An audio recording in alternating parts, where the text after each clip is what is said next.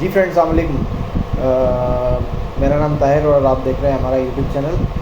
तो आज मैं डिस्कस करने लगा हूँ आई इन्फेक्शन के ऊपर। और जैसा कि आपको पता है कि कराची में भी जो है वो आई इन्फेक्शन फैला हुआ है काफ़ी ज़्यादा।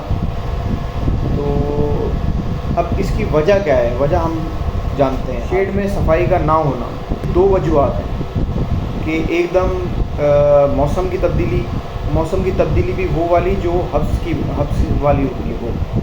तो हब्स की वजह से जो है वो काफ़ी ज़्यादा बर्ड जो है वो आई इन्फेक्शन के अंदर इन्फेक्टेड हो जाता है।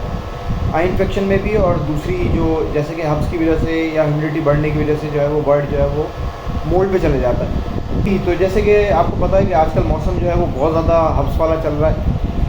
और कराची में तो ह्यूमिडिटी वैसे भी बहुत ज़्यादा होती है, और मतलब हैदराबाद के मुकाबले में तो काफ़ी ज़्यादा है ह्यूमिडिटी।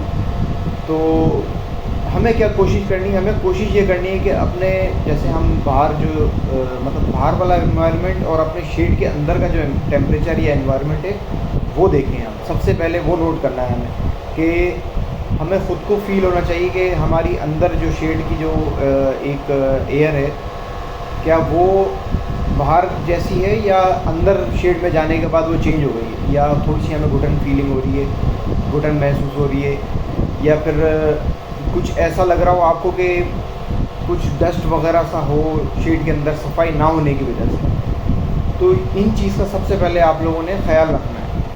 दो चीज़ें, जैसे मैं दोबारा बताता चलूँ, दो चीज़ें कि शेड में आपने देखना है कि आपकी एयर तो बिल्कुल क्लियर है। एयर से मुराद ये कि आपने ये देखना है कि बाहर की हवा में और शेड के अंदर की हवा में क्या आपको चेंजिंग महसूस हो रही है। और अगर चेंजिंग महसूस हो रही है तो आप पहली फुर्सत में उसके अंदर एग्जॉस्ट चलाएं, अपने शेड के दरवाजे खोल दें, खिड़कियां जो बंद की हुई हैं आपने उनको खोल दें।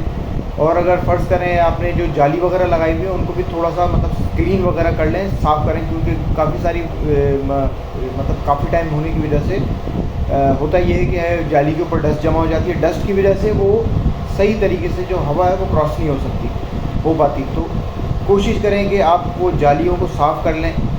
और मैं अगेन वही बात दोबारा करूँगा जो मैंने लास्ट वीडियो में भी कही थी कि जैसे कि सीज़न स्टार्ट होने से पहले पहले आप लोग ये सारी तैयारी पहले कर लिया करें, जिससे बाद में आपको ये चीज़ें फेस करनी ना पड़े।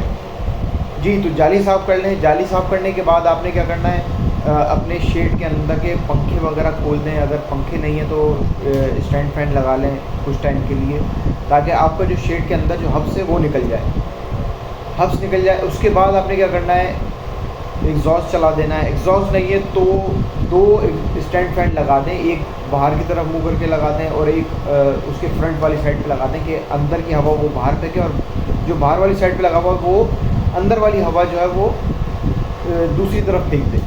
तो कोशिश ये करनी है कि शेड की जो अंदर का जो मतलब अंदर की जो हवा है वो आपने किसी भी हाल में मतलब क्लियर करनी है। कोशिश करें कि अपने शेड के अंदर जो है वो प्लांट्स वगैरह लगा लें, और प्लांट्स लगा लें। और दूसरा ये कि सफाई करते वक्त ये ख्याल किया करें कि ट्रे में जो डस्ट वगैरह होती है वो ज़्यादा ना उड़े। ट्रे के ऊपर या तो एक काम किया करें कि हल्का सा स्प्रे कर लें, और फ्लोर पे भी हल्का सा स्प्रे कर दें कि ज़्यादा डस्ट ना उड़े। ज़्यादा डस्ट उड़ने की वजह से वो परिंदों की आँखों में जाती है। जैसे कि हमें अगर हमारा भी अगर बड़ा शेड है तो उसमें ये होता है कि डस्ट बहुत ज़्यादा उड़ना शुरू हो जाती है, क्योंकि ट्रे जो है वो ट्रे में आपको पता है ट्रे में काफ़ी ज़्यादा डस्ट होती है, उनके परों की भी और दाने की भी। और ऑलरेडी जो डस्ट जो मिट्टी वगैरह उड़ रही होती है वो भी ट्रे में आके बैठ जाती है। तो इन चीज़ों का आपने ख्याल रखना है। अच्छा, हम अब इन्फेक्शन जो हो जाता है आई इन्फेक्शन, इसकी जो ट्रीटमेंट है उसकी तरफ चलते हैं।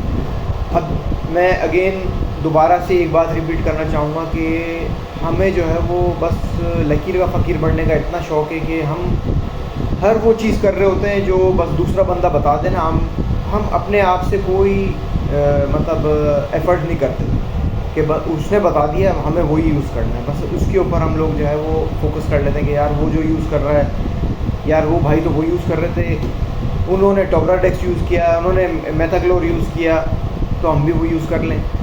अच्छा, अब करना आपने क्या है, थोड़ी सी जो आप मेडिसिन यूज़ कर रहे हैं उसके बारे में थोड़ी सी रिसर्च कर लिया करें। देखिए गूगल में तो अब उर्दू का भी ऑप्शन आ गया है, आप लोग डायरेक्ट जाएँ उसकी मेडिसिन की जो है वो फॉर्मुलेशन खोलें, उसके अंदर क्या क्या चीज़ें यूज़ हो रही हैं वो आप देख लें सिंपली।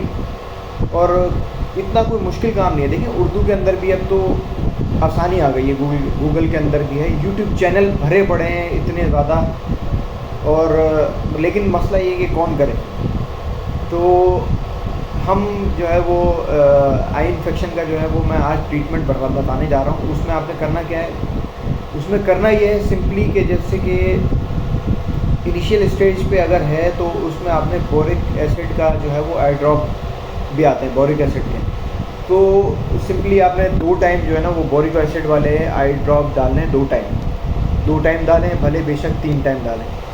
और कोशिश ये करें कि बोरिक एसिड से पहले या तो बोरिक एसिड से या वो जो साफ़ पानी से अपने जो बर्ड की आइज़ है उसको आप कॉटन से लेके उसको थोड़ा सा साफ़ कर लें। साफ़ करने के बाद आपने ड्रॉप डाल लें, और ड्रॉप डालने के बाद आपने थोड़ी सी देर बर्ड को पकड़े रखना है ताकि वो थोड़ी सी आँखों को झपका के वो थोड़ा सा अंदर चली जाए पानी।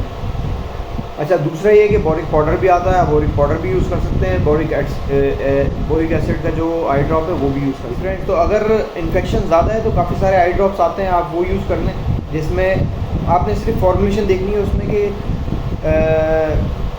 सिप्रोफ्लॉक्सासिन उसके अंदर 3% होगा, वो वाले आपने आई ड्रॉप यूज़ करने। ये मुझे नाम सही से आ नहीं रहा है, मैं आपको उसके काफ़ी सारे आई ड्रॉप्स हैं, वो मैं इसमें पिक्चर्स आपको नज़र आ रही होंगी, ये आप देख लें।